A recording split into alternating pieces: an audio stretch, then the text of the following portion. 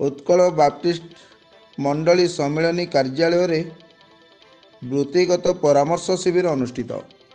गजपति जिला सदर महकुमा पालाखेमुंडी ठारे उत्कल बाप्टिस्ट मंडली सम्मिलनी कार्यालय आज वृत्तिगत परामर्श शिविर अनुष्ठित हो जाइछि।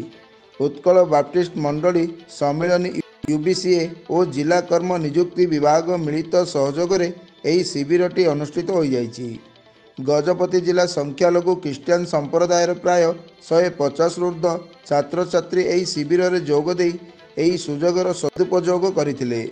ओएसडीए जेम्स हॉस्पिटल श्रीकाकुलम सीयूटीएम विभिन्न आईटीआई कॉलेज पक्षर 18 वर्ष बयस ठारू 35 वर्ष बयस तथा पंचम स्नातक डिग्री पास पिलामानंकु एही वृत्तिगत परामर्श शिविर में दक्षता विकास उत्साहित करा जायतिला।